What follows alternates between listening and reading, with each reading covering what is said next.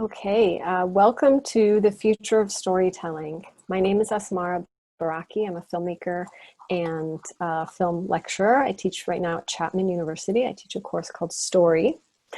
And this project called the Midnight Club, which is a film club that I'm hosting along with a group of other film enthusiasts and filmmakers out of the Battery, came out of a meeting at Lalo Davis's Creative Hub at the Battery. And since then, we've hosted a couple screenings and discussions, and this is the first panel discussion that we're doing. And we have a really interesting panel and topic for you tonight, and I'm really excited to introduce the panelists. I'd like to thank the Battery and Colleen Curlin for arranging everything for this event and for hosting, and our core group of Lalo Davis, Divina Infusino, and Catherine Darwish for putting this panel together.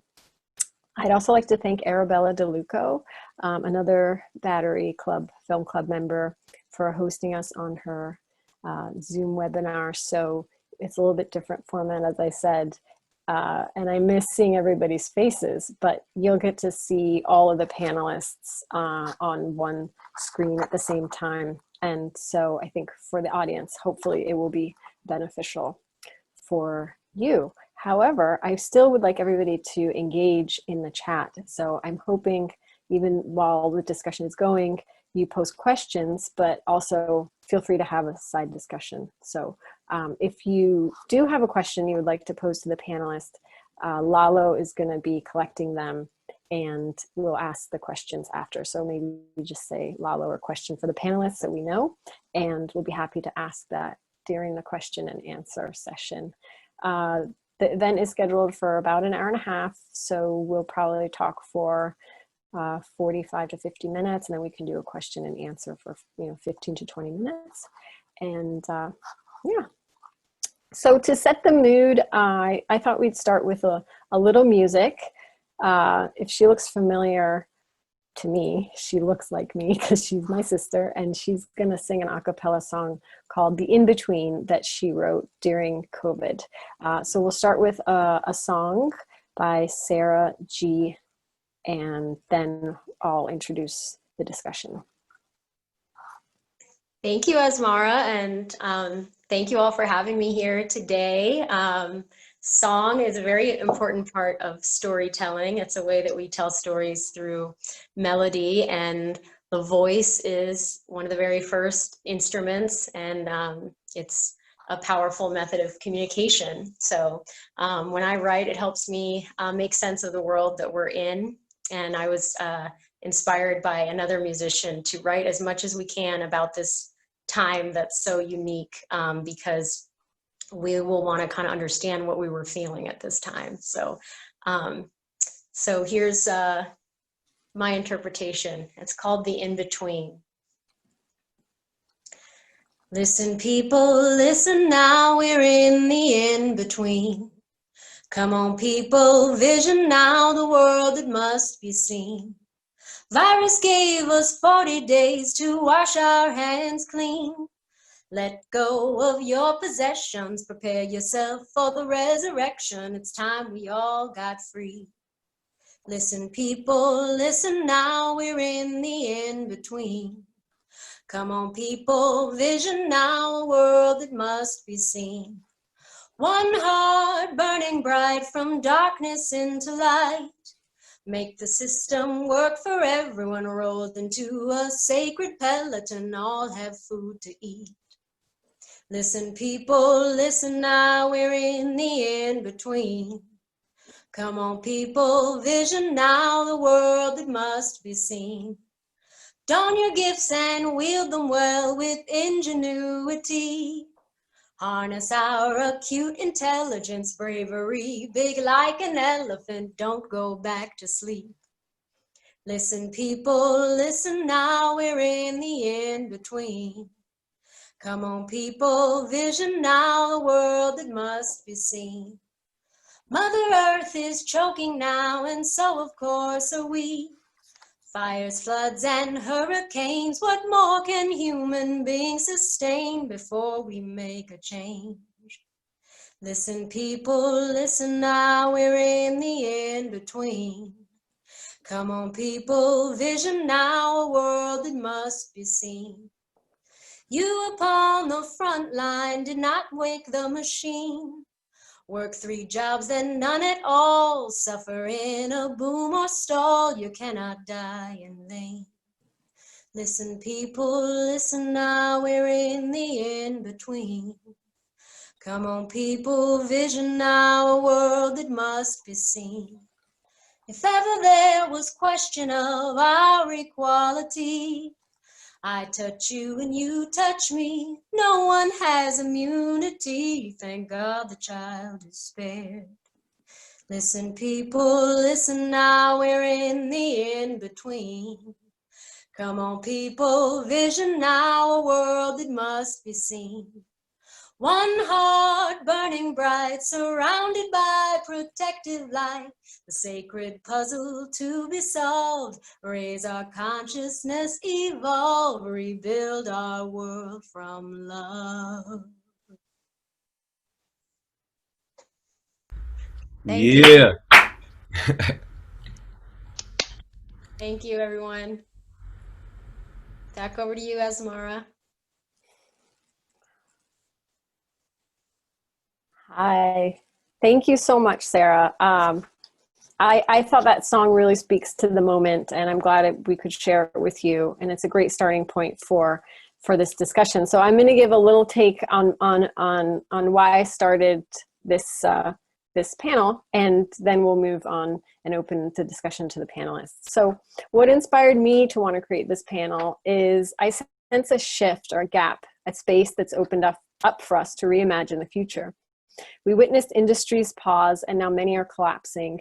The airline and cruise industries, even the film industry has just announced perhaps an irreversible or very significant closing of multiplexes.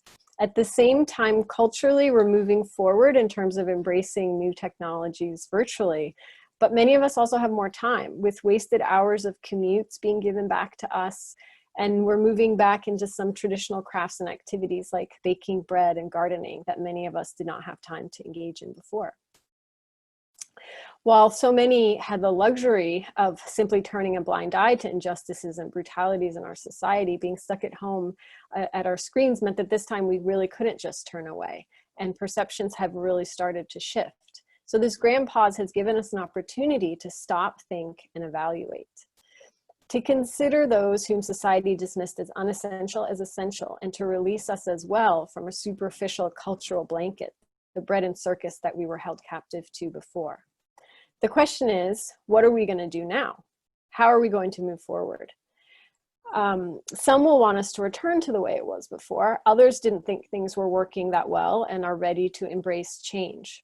Stories give us a way to share and accept a common narrative. That is something lacking now with an ever-increasing isolation of internet echo chambers.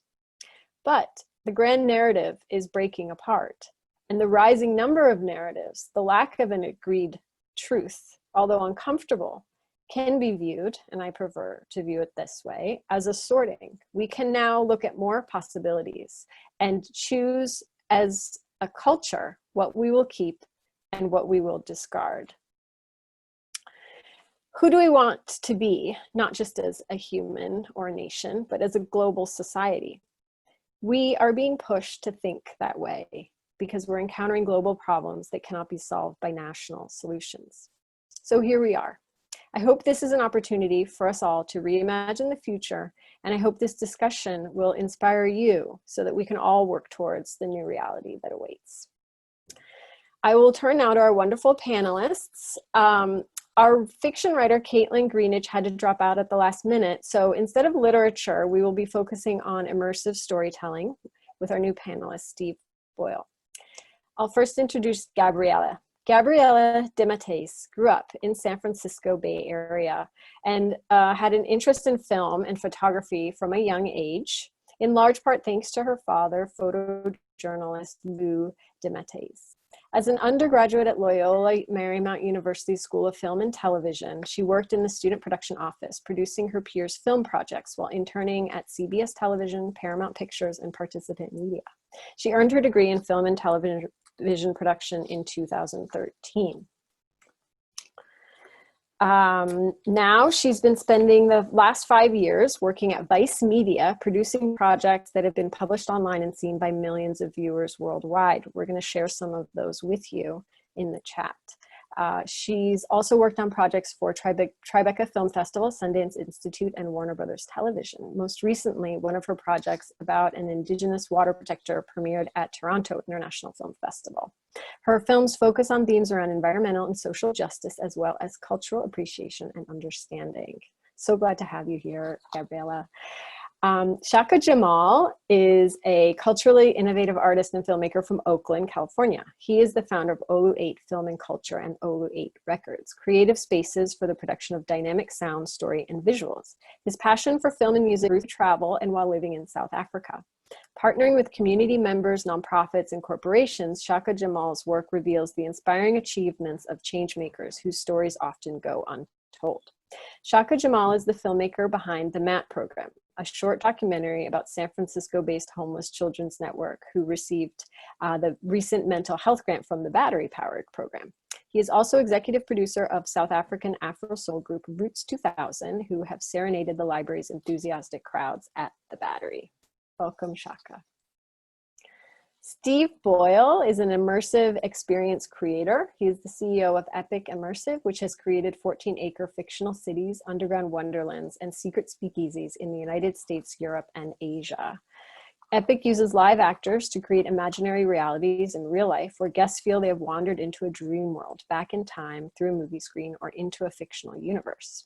Epic also created the Underland Incubator, which gave a world-class immersive venue to immersive artists from underrepresented backgrounds. And they make an effort to incorporate the work of artists of color and female identifying creators. So thank you so much for taking the time to be here. And also to our viewers, I really do want this to be a lively discussion for you as well. So again, I encourage all of you to have a discussion in the chat, to ask questions, riff amongst yourselves. If you have ideas that you want to share, please share them. And if you have any questions for the panelists, just write it in the chat and we will save it and ask it at the end.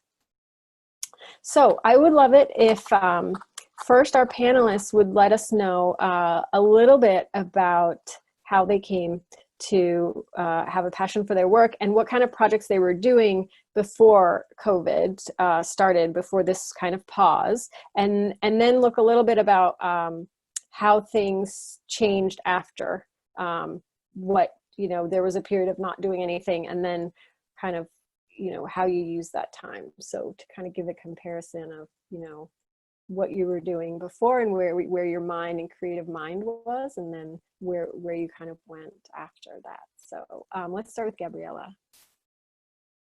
Hi, yeah, thank you so much for having me on this panel. Yeah, I think one of the biggest inspirations, you know, for the work that I do is, especially when studying both types of filmmaking in school, between documentary filmmaking and feature, like scripting filmmaking, I really was drawn to documentary filmmaking more so than narratives, just because I liked the idea of just sort of working and telling stories that sort of already existed in the world, instead of I don't know, instead of trying to like kind of create my own. And I felt like I could just find a lot of beautiful connections with doing that with people, and trying to understand their stories and help tell them and share them with other people that could find really cool connections in those. And so that's always been kind of my thing that I love about filmmaking and documentary filmmaking. And so, you know, getting to work at Vice, where, you know, documentaries is primarily what we do, has been really exciting and great that I've been able to do that.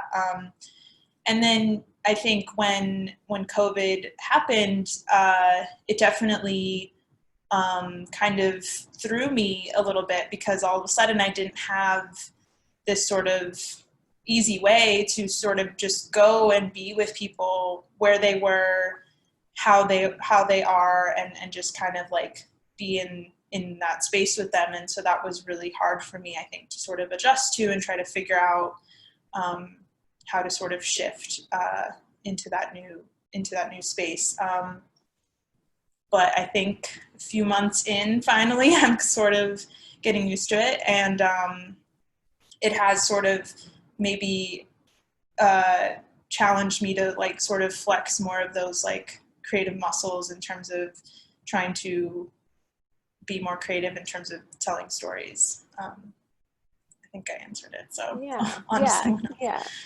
Would you go into a little bit more about the specific projects that you did before, and maybe introduce ones that you're working on now, and then before I go on to the next stuff? Yeah, I guess a few right before, maybe late last year, a few projects that I did that I was really happy to do because I was able to go back to the Bay Area and film a couple stories.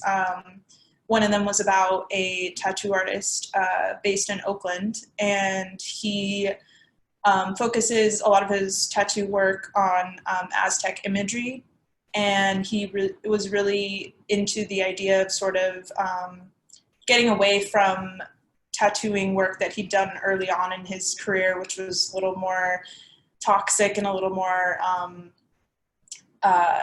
degrading towards women, and he shifted focus into doing things focused on Aztec imagery and into focusing and bringing people into a different awareness of their spirituality. And so he would always kind of he would do ceremonies with people before they would get their tattoos with him. So, and it was a way to honor your ancestors through that. So that was a really piece that I was able to do before COVID and kind of get to be home and be in the Bay Area again and sort of tell a story from where I'm from. And so I was really proud about that. And then something that I've shifted to during COVID, I was really, when COVID happened, I was really interested in trying to talk about the issue of how it was disproportionately affecting people of color and communities of color.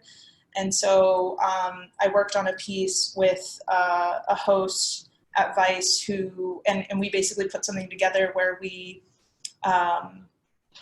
interviewed different people who had stories about how they were affected, different people of color. And I think it was really interesting to see that come together because it was a piece that we had to basically film, just like this with doing video interviews, but we were able to try to figure out a way to sort of present it in a different or a more interesting format. So it still felt like you were maybe with these people and not just watching them on a video screen. So I don't know, those are just a couple examples of pre-COVID and after. Yeah, thank you. And Shaka, you're also Oakland-based, Bay Area-based filmmaker. How have you shifted in your thoughts or kind of how you're working before as to now and how you're viewing the whole situation as a creative artist?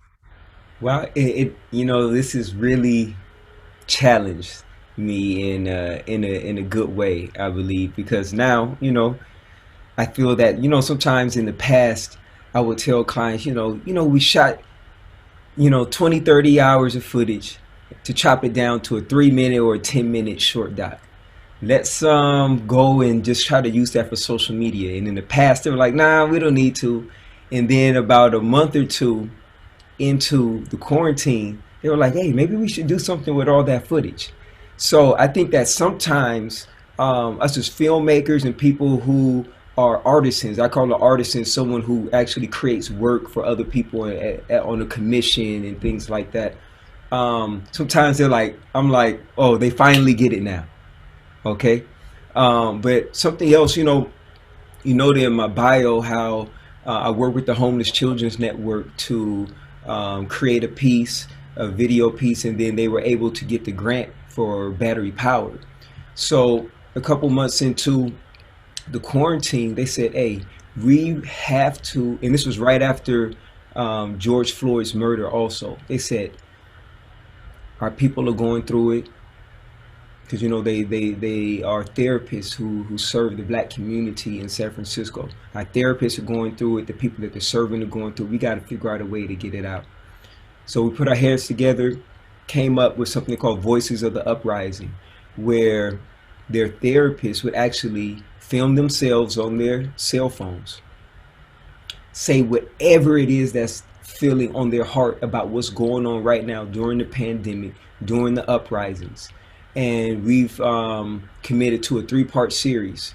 And the first one, Voices of the Uprising, the second one is White Silence, and then there will be a third one coming out. And what I did, I worked with them to collect archival footage, mix it with the cell phone footage to actually create a real-time documentary. What are people's feelings now? What's going on in the streets right now? And we pulled that all together. So, at first we're trying to figure out how can we wear masks and get in people's houses, because, I always like to focus on keeping things as high quality as possible. But we was like, well, people are living all around. I think the emotion now, in the industry, the emotion and the feel of things and the connection is more important than the gloss and the glam. Making sure that the cinematography and the lighting and the sound is perfect. No, people want to know how you really feel, because sometimes everything looks great, but there's not a lot of substance. So I feel like now in the industry, people, not only filmmakers, but people who appreciate film, and even musicians and people who love music, they're wanting the substance. And I just feel like that is a beautiful transition, and that gate is open up, and we don't know how long that gate is going to be open. But right now, as a filmmaker, I'm bathing in it. It's a challenge because I'm a social person. I like to be out there on set, talking to people, engaging with them, having lunch, and that part is a little more challenging, where most of the time I'm spending on Zoom. I'm spending editing, which is, it's not the healthiest type of lifestyle where we're sitting or standing in one space all day. So I just got to make sure I exercise a bit more just to stay in balance. But I think it's been a good challenge in the midst of all the hectic and the heartache that's been going on right now in the stress. So I'm definitely looking forward to see how we transition to the next. Thank you. That's really inspiring. And so for the filmmakers have found a way to kind of work. I know, Gabriela, you can share this when we come back to you, but you pivoted a little bit by, filming someone and using more stock footage instead of, filming a lot of different things. But for people who work in theater, Steve does more immersive theater, outside, but as, in spaces that now have become more restricted. So Steve, could you share a little bit about the immersive experiences that you created before COVID? And I know you did some work for the tech industry and kind of like share what that was like, and also how you've maybe had a little bit more trouble in the period to create that now, and how you're kind of imagining things. Yeah, absolutely. Hi, everyone. It's fantastic to be here. My name is Steve. I run a company called Epic Immersive, which specializes in immersive theater. I consider us to be part of a wider immersive industry that includes everything from immersive theater, escape rooms, virtual reality, transmedia, and everything in between, with the through line being creating fully fleshed out new worlds and new realities that take audiences out of an audience section and put them into the world with true presence, true ability to shape the world they're in, fractured narrative experiences, and the truly interactive and oftentimes intimate experiences that really make the audience an active participant. What I do is particularly focused on the theatrical and live aspect of that. So taking over really exciting spaces, historic buildings, themed spaces, empty warehouses, building out beautiful sets, packing them with actors and characters and storylines and overarching narratives. So as we said, so that it really feels like almost like you've stepped through a movie screen into the world of the movie. And that's exciting because you get to do a couple of things there. One is you truly get, in the way that when you have a dream, You can sometimes look at the world a little differently after it, or look at yourself a little differently after it. It enables people to go to that deep place of really stepping away from their normal reality and envisioning themselves differently, envisioning their real reality differently, envisioning what could be differently, making the familiar strange and the strange familiar. It also creates a lot of context for really personal experiences. So even in the projects where we have 14-acre fictional cities or over 100 actors, there's still moments where we connect you one-on-one, and it might be just you and an actor, and these moments become intimate moments of sharing that are almost drifting into a therapy style place where people, I've found, are especially open and vulnerable because they have the permission structure of an overarching new world and potentially fictional experience. I do think that this is a trend that is accelerating, and that kind of is one of the major performance styles and artistic mediums of the future, just because it is such an antidote to living life digitally, where you actually get to be in the flesh and truly building up new life experiences that can actually be transformative and change you. So then there's a pandemic. Now, the industry as a whole has pivoted in some really beautiful and exciting ways. It's had artists investigating how to create that same intimacy over Zoom. It's turned into theatrical experiences that are interactive in virtual reality, featuring live actors. I've seen folks use a virtual world where people get little avatars and you move around, and whenever you get close to somebody else, a little video chat pops up, and it can simulate real life mixing and mingling and following characters. And so that lovingly simulates the experience. That wasn't what I'm passionate about. I really am passionate about the live experience. And so I had 3 reactions to the pandemic. The first was, I think something that's endemic to the life of an artist is oftentimes having your work-life balance thrown out the window and driving yourself to the point of exhaustion and burnout. And so one of the things that I wanted to do, and I saw this as an opportunity, was really to build, take a step back and catch my breath and have the company catch its breath and start to build out healthier habits and reset that work-life balance. And that this was a moment to take a meditative pause and gear up for the long journey to come. The second thing that was really important was, in a world where talking to a friend in Oakland is the same level of complexity as talking to a friend in India, it seemed like a cool moment to connect the global community together. And so we started throwing these global networking mixers and speaker series and virtual conferences where we would highlight speakers from literally all over the world. We'd have folks in America and folks in Europe, and we cold emailed the people making immersive artistic experiences in India, brought on a giant panel of Chinese artists who are doing some really groundbreaking stuff. And so it was a moment, again, when we're taking a bit of a pause to connect people and build relationships that encompass the entire globe, again, as a way of building the foundation for the future. And the third thing really is devoting ourselves to the research and scripting to come back strong when the world does bounce back, which it will, because I think in much the same way that the flu a century ago turned quite quickly into the roaring 20s, I think people are going to emerge from this moment of such distance from other people and the personal experience of touch and intimacy and togetherness and really be longing for that human energy. And so I think the future of post-pandemic life is only going to accelerate this trend towards more interactivity, more togetherness, and more of that value on that live, powerful theatrical experience that you do together. Mm-hmm. So you were able to kind of bridge to some global connections, but at the same time, looking to see that people might value more those times that we are able to spend together once things open. Yeah. Yeah, absolutely. Gabriela, maybe you could speak a little bit to the industry and your experience working at Vice as a woman producer and kind of pitching stories, what that was like, and if you've noticed any changes through this process. Yeah. there's been some ups and downs of being a woman at Vice, I would say, and also I've had experiences with past, I guess, supervisors and people that I would normally like pitch to,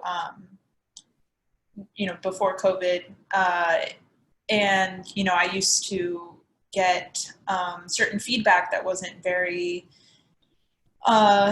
Didn't make me feel very confident in sort of staying at Vice long term because I wasn't able to sort of tell some of these more social justice oriented stories.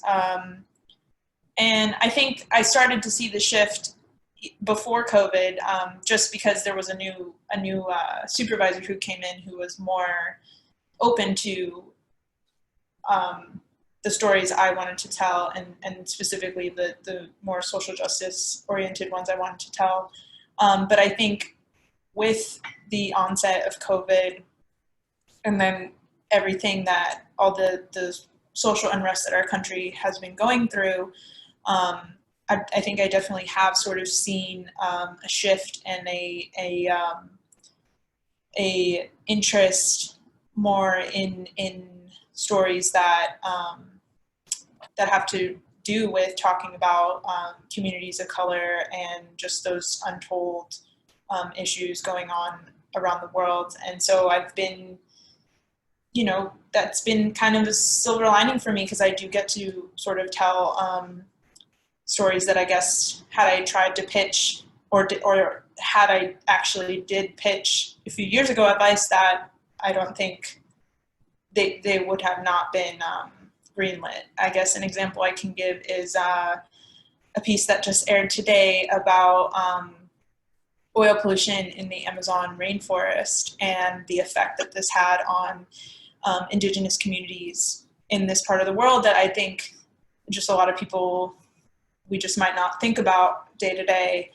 And, I think I actually did pitch this story a few years ago when I was at Vice, and I was also in a different role. I guess I wasn't a producer then. I was sort of in a lower role, but yeah, it was interesting. Like at the time, it was just not received the same way, or it wasn't it wasn't something that they were interested in at the time. And then when, I don't know, during COVID, all of this sort of happening, there's just been an interest I've seen in telling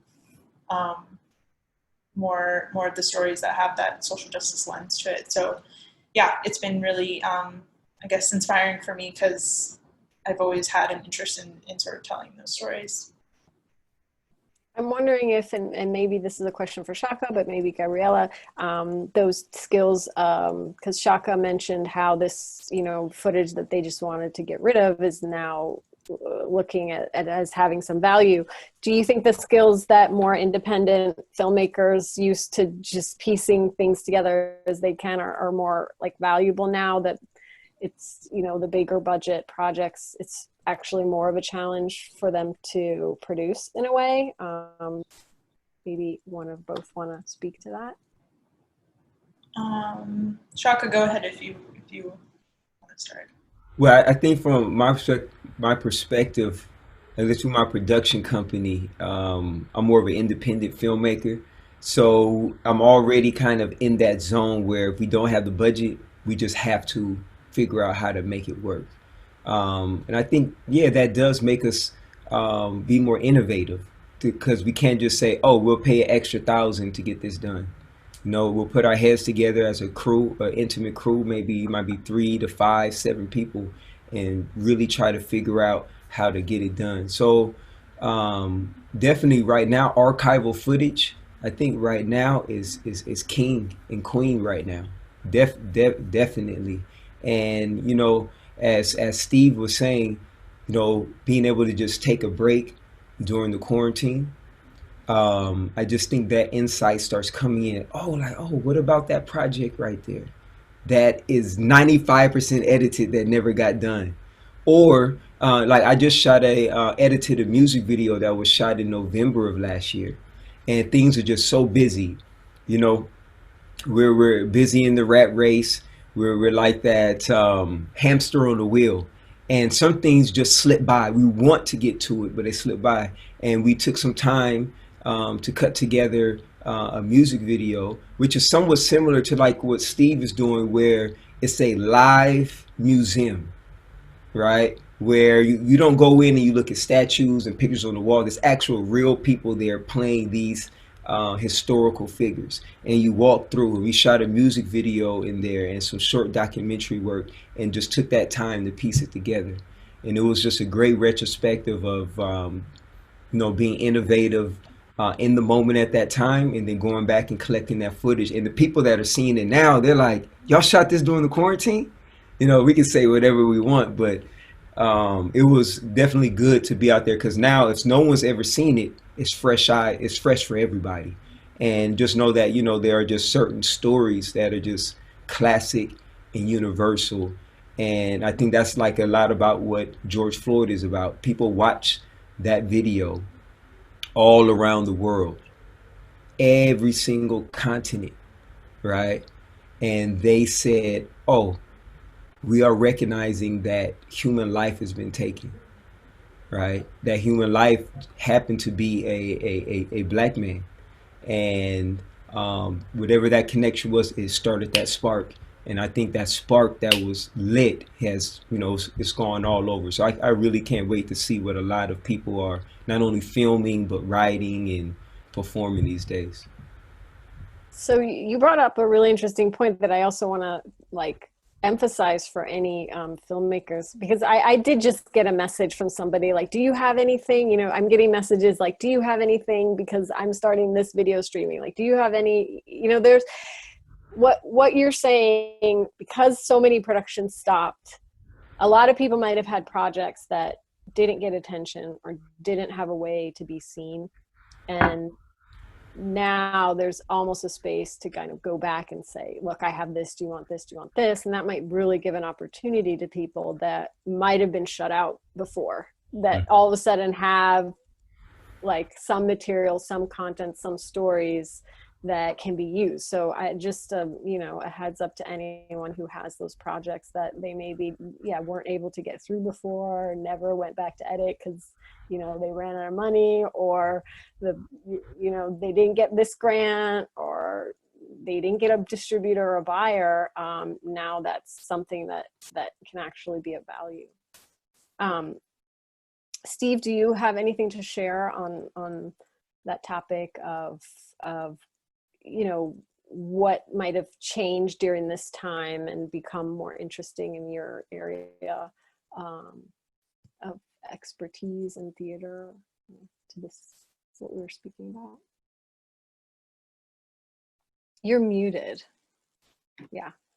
Sorry about that. I think a lot of folks in my field are still in a moment of discovery right now. I do think we're doubling down on just how much the work is about the person-to-person connection, which, like I said, can still exist virtually. What we're doing now and keeping the conversations alive still matters, and you still can create that either that one-to-one experience or the raw honesty that creating the kind of magic circle around an illusory reality necessitates.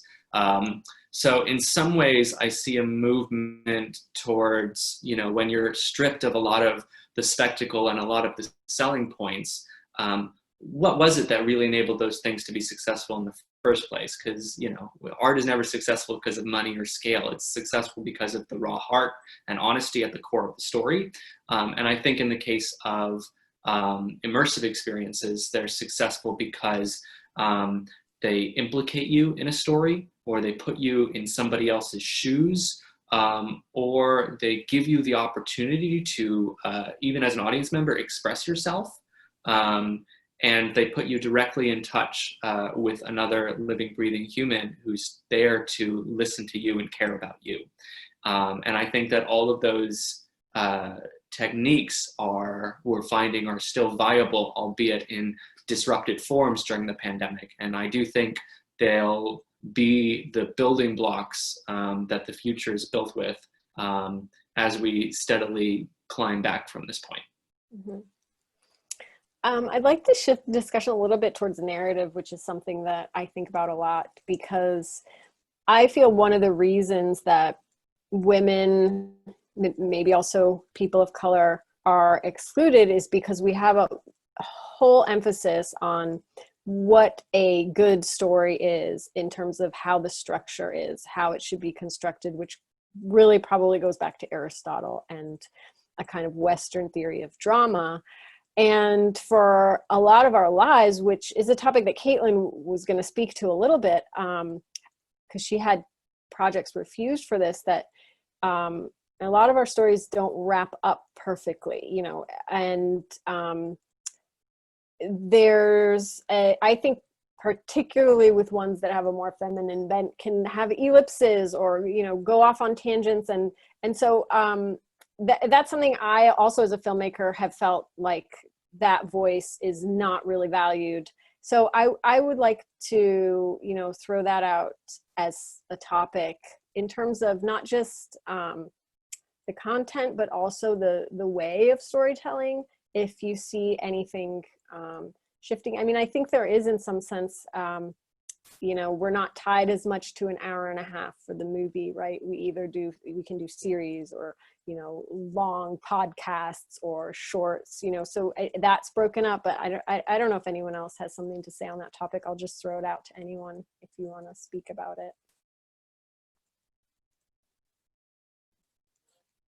Maybe that's just my personal thing. I think I like to say, when you said podcast, I think, you know, right now, people may not have the necessary skills of filmmaking, or have all of the equipment, or be able to bring all the people together. But if you have a phone or just a computer, you can have two people come together and talk and tell a story about anything that they want to. So from my research, it says that podcasts are the largest growing piece of media right now. And this was before the quarantine, right? I went to the Guitar Center looking for some microphones. They're like, everything's gone, you know, because everybody's trying to either get a mic so they can talk to their family, or set up podcasts so that people can really express themselves. And there's a couple different reasons why I think it's growing so fast. One, just the science of it. With podcast, people can listen to it and multitask. You can drive, you can cook, you could be, you know, have one earphone in and interacting with the kids, or doing whatever you want to do. But it also just gives anybody the opportunity to get out there and tell their story. And also with our news outlets, you know, one thing I noticed during the quarantine was that what I saw on social media, on Instagram, was not necessarily what I saw on MSNBC, Fox News, or CNN, right? There were so many people out there live, you know, and catching things that maybe the news outlets either couldn't catch, or where they did catch and they didn't broadcast. So it just gives so many more people an opportunity to tell their story by any means necessary. Mm-hmm. What do you feel as creatives that you want to pursue in the future? Because there is this time to kind of sit and imagine, you know, projects, and either you have to imagine them in the constraints that you have right now, or you can start to imagine them, you know, when everything might go back to normal, or, you know, normal productions can kind of start again. But do you feel any kind of change in how you want to approach the work you do in the future? Like, what are you imagining? What kind of projects, if you feel comfortable sharing, what you're seeing, like, going forward? Gabriela, do you want to start? I mean, I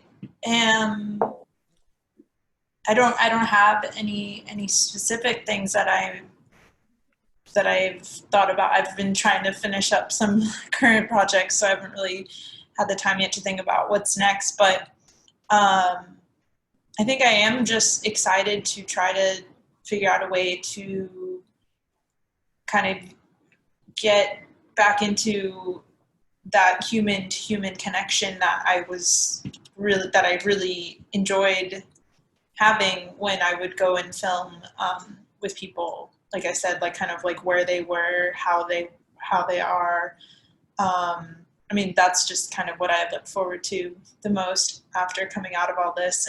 And I also feel like, you know, if I, it will bring about like a new awareness too of just like how comfortable people will be with me being in their space. And I mean, I was always aware and respectful of like how I was coming into their space, but like now it's this added sort of layer to it that I have to think about. And it's, I don't know, it's kind of exciting. And I think, you know, I'm confident too that like I'll take the whatever precautions are necessary to make it happen, make everyone feel comfortable. And so I don't know, I'm just looking forward to working within whatever sort of parameters that need to be worked with to be able to have that person-to-person connection again and be where people are. Mm-hmm. Shaka, where do you see yourself going? Hey, I'm trying to film something in nature. Nature. Yeah, definitely. Beautiful scenery. You know, I'm envisioning filming something in Jamaica, the Bahamas, you know, Seychelles, something like that. You know, during this quarantine, I've been watching a lot. We did it before, but watching a lot of like nature videos with my kids. So just, being able to I'm like, oh, some underwater filmmaking, you know? And so I'm just like something where the environment can be as inspiring and as healing, especially, where they're spending so much time inside in front of the computer and everything. That's something that I'm looking forward to. Mm. But I don't have a specific project as of yet. Oh, but that's good. That's an impulse. That's where your mind is taking you. Yeah. Steve, where do you kind of imagining, if things get going again, or how to adapt? Yeah, without spilling the beans on what's in the works and without knowing necessarily where the zeitgeist is going to be in 6 months to a year from now, I want to reference a couple of past projects that I think are going to be more of the model for, I think, what's going to feel urgent as we go forward. One of them is a piece called Swingposium. This is something that we did as a collaboration with a group called San Jose Taiko, which is this amazing world-traveling Japanese drumming organization. And they came to us and they said, did you know in the Japanese American internment camps, there used to be swing dance events? And we said, well, what are you talking about? And they said, yeah, it's a true fact. It doesn't get talked about enough, but you've got a bunch of kids who are as American as apple pie, and one day they're rounded up and placed in a concentration camps, and they like jazz, and life goes on, and they still need to meet each other and do something, and so they bring instruments or forge instruments out of household objects, and would come together as a community through music. And so we spoke with and interviewed and built a story with survivors of the camps and scholars about the camps, and developed an experience that actually put you inside of a swing dance event at the internment camps, which then got to tell a really complex story with a lot of highs, a lot of lows, and the real twists and turns that happened in that era, from the perspective of someone who was inside it and spending 2/3 of the show dancing and sweating and being an active participant in a horrific and unfortunately extremely relevant time of American history.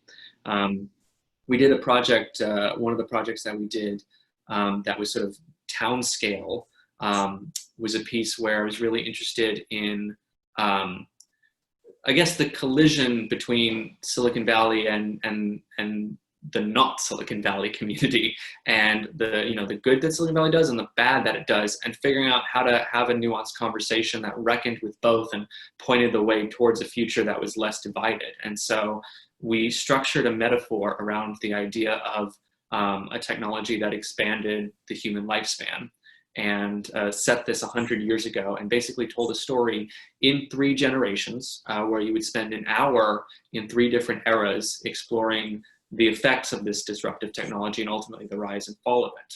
And one of the things that you get to do when you have 100 people in a cast is tell a lot of different stories. and let the guests pick which stories they're drawn to, where they ended up. So not only are you getting tons of different shards of the story and tons of different perspectives, but your perspectives, because you can't see everything, because there's not enough time to see every experience, is necessarily going to be different than everyone else's experience who's there, so that afterwards you're coming at it from a different experience, and you're sharing and you're building a conversation that is highly complex and highly nuanced, and using an extended metaphor to talk about the challenges of today.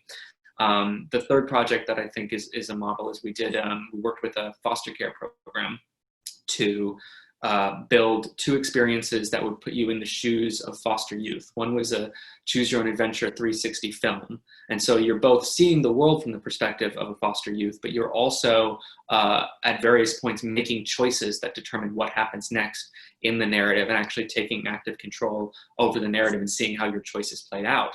And the second aspect of that was a sort of a tabletop role-playing game where you'd actually invent the life of a kiddo and see how much the roll of a die changed, how the deck was stacked against you at various moments, and how your narrative played out.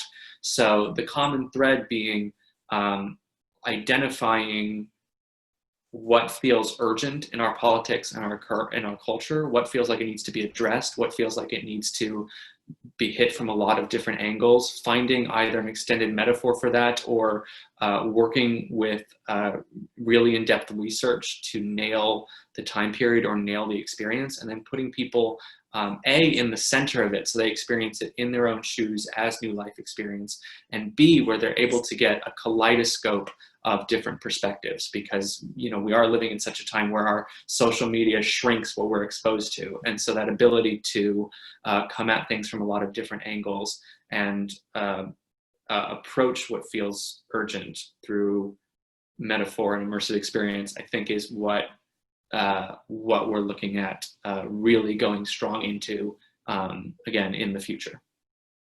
Great, thank you. We have a few questions coming in, so I'm going to open it up to, I'm going to go recent back. From Piper Holland, I am an 18-year-old girl and super inspired by film and telling stories. What advice would you give a young female trying to get into directing and producing in the film industry? That's, I think, for Gabriela. Hi.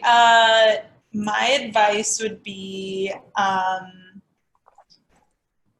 it's okay to take it personal. I think sometimes people always say, like, don't take things personally, don't take things personally. I think it's okay. I think it's okay to care. I think it's okay. I don't think you should ever think of it, like, I've sometimes been made to feel as a woman that if I care about something, or, if I have this really crazy passion about it, it's like, oh, it's sort of seen as a weakness. But I've actually learned that it's actually a strength, and it's okay to care. And sometimes people are going to tell you no, and you are going to be maybe a little upset about it, but I think it's okay to, like, allow yourself that space to feel that, and then figure out a way to get them to say yes. And so that's my biggest piece of advice, that sometimes I would maybe tell myself, like, oh, you shouldn't take it personally, like, I'd get really hard on myself. But I think it's okay to do that, and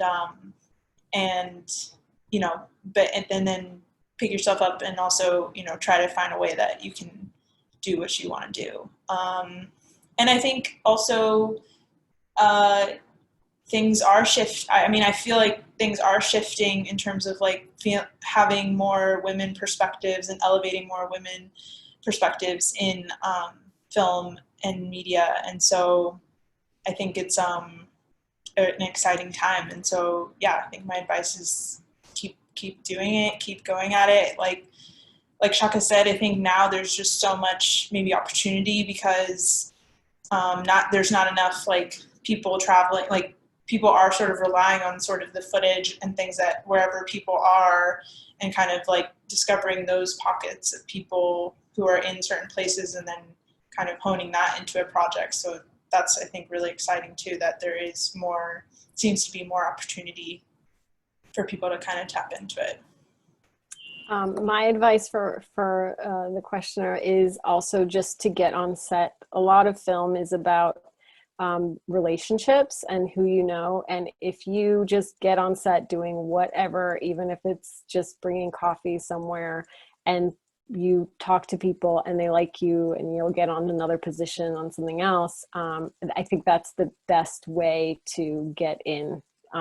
Nobody's asking you in film what school you went to. It's what degree. It's just not about that, because it's a lot about personality. It's a lot about character. Do you show up on time?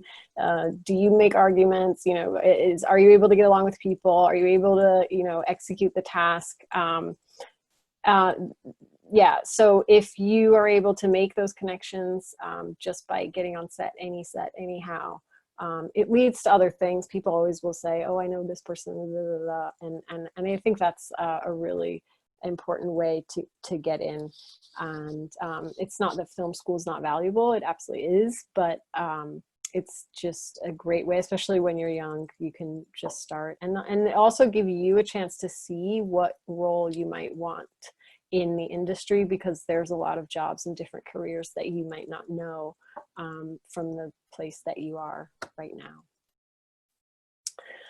Okay, so I'm going to go up, and this, if Arabella's still there, she might want to pitch in on this. Can I add something to that? Oh yeah, please do. I'm sorry, I didn't mean to cut off the guys. Go ahead. It's all good. What I would tell you is a few things. One thing that someone told me a long time ago: make films with the people around you. Whoever you have around you, you all share the same interests, you can get along. And if you're coming in as a director, it means you have vision. Start working with the people around you so that you can communicate the vision that's in your head or that's on the paper to them, so that you all could make that dream come to a reality, right? And you talk about how to get into the film industry. You're already in it, right? You are already in it. If you have ideas and concepts, it's just about relaying that to other people, getting it into the camera. You know, you can shoot it. Oh, you can't see my phone. I'm lifted up my phone. Yeah, you can shoot it on one of these right here, right? Your opportunity right now is a lot more than people 30, 40 years ago who had to go and buy real film and find a real camera, or somebody didn't have some VHS tape or something. Just go ahead and dive in. And then my last thing is just write it down. I went to a film festival and they had a round of applause for all the writers, because everyone in the room realized that it all comes from the concept and writing it down. All the actors that are there, all the cinematographers, all the producers are there because someone had a concept, they wrote it down, and they relayed it to others, and they made it happen. So I would just say write, especially, you know, for us deep in this quarantine. Like if you're on these part of big production companies, everything has stopped. So now people are writing, waiting for things to open up, and hopefully the best stories will rise to the top. But don't wait for anybody. Just go out there and shoot. That's absolutely true. May I add one thing? Yeah. Sure. The best piece of advice that I ever got was to ask for 10 things a day that you expect the answer to be no to. Because if one person says yes, and probably one of them will, that's an amazing day. And that goes for things that you need to make a film, meeting the people that, you know, mentors and collaborators are everything. Figure out who you want to meet and email them. Because the worst thing is they won't notice. That's the worst case scenario. And the best case scenario is they'll be your new champion. If you ask for somebody and they do have something, if you need something for a film, you ask for it, and somebody has that thing, great. If they don't, if the answer is no, they might have something else that they can offer you. And again, the worst thing that can possibly happen is they say, no, sorry, and everybody moves on. And the best thing that can possibly happen is you get just what you need. That's right. Wow, thank you. I like second everything that was said. I think that's amazing. And yeah, it's just get out there and do it. And it's true, as long as you have something to show that you're a filmmaker. And it's true, just have the ideas and have something ready to give.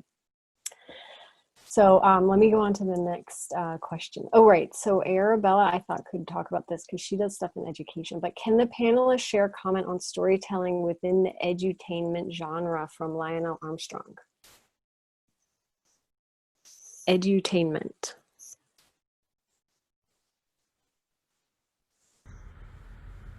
I would say, right, edutainment is key. Right now, you know, all these kids homeschooling and working from home. Um,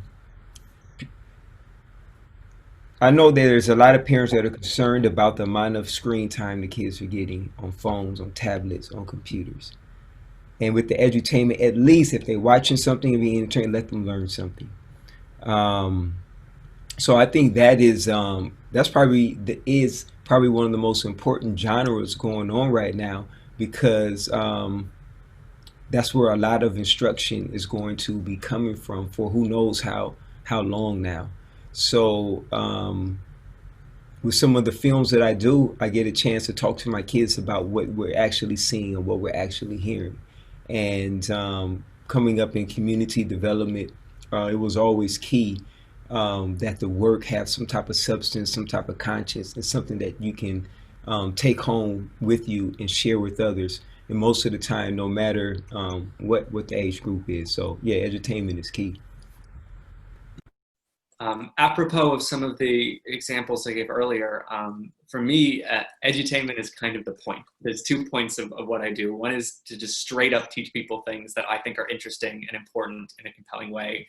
And the other thing is to get that, you know, almost church-like sense of communion and coming together as a community and going through ritual and spectacle and thinking and asking big questions together. When it comes to edutainment, I think there's no better way to teach somebody something, whether it's about an era or a concept or a walk of life, than by giving them the ability to experience it, whether that's by proximity or actually being in those shoes, and letting people, you know, get their hands on something and experience it themselves.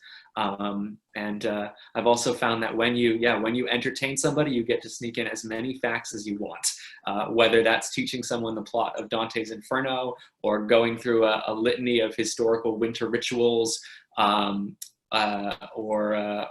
just telling the truths of a particular moment in history. That if you can capture somebody with a little bit of fun and a little bit of eye candy, you open them up to a whole lot of learning that can take place.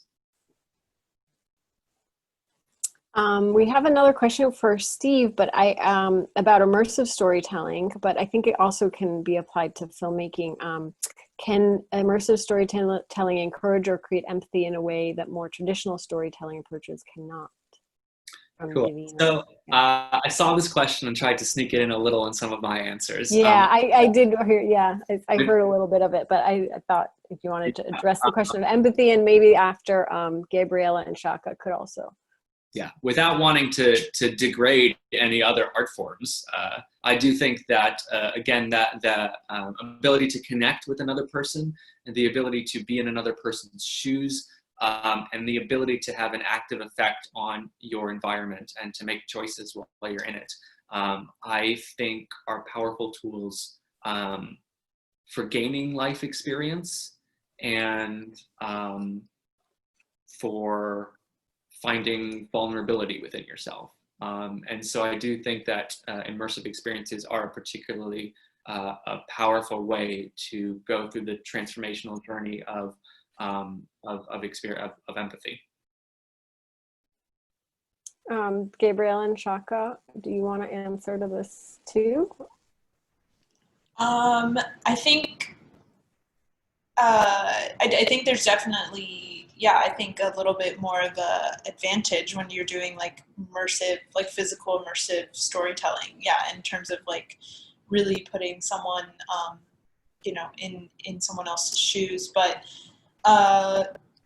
I think I always try, even just with the visual medium, maybe if it's even with working with my director of photography, to try to shoot something from a specific angle that will give the audience like that feeling of like, oh, I'm actually seeing this perspective of this person, you know, the way that they would see it as well. So I think I don't know, that's something just that I try to do as well. It's in the visual storytelling medium to try to, to try to still bring the audience in this immersive way, like along with, you know, the person that we're telling the story about. Shaka, did you want to say something? Okay. Oh, I agree with both. I agree with both, definitely. Arabella is going to come back to the education entertainment question because she does a lot of work she does work at a girls' school. So she's from WeExcel, and she can introduce WeExcel too. Oh, thank you so much, Asmara. And thank you so much, panelists. I actually know Steve and ShakaJamal through other, I just realized that. So cool, man. Love all of your work, Gabriela, too. So yes, my organization is, this is the Zoom webinar that we're using. We actually have this webinar because we are working with an all-girls school in the Bronx. And on this new immersive learning, immersive distance learning curriculum called Boundless. And it is inspired by WNBA player Monique Mo Billings, and also an awesome teacher. Her name is Danielle Sachs, and we, together with WeExcel, we created this curriculum. And what we're doing is we're teaching these young girls how to feel like self-discovery through video storytelling. And it's a 9-week program.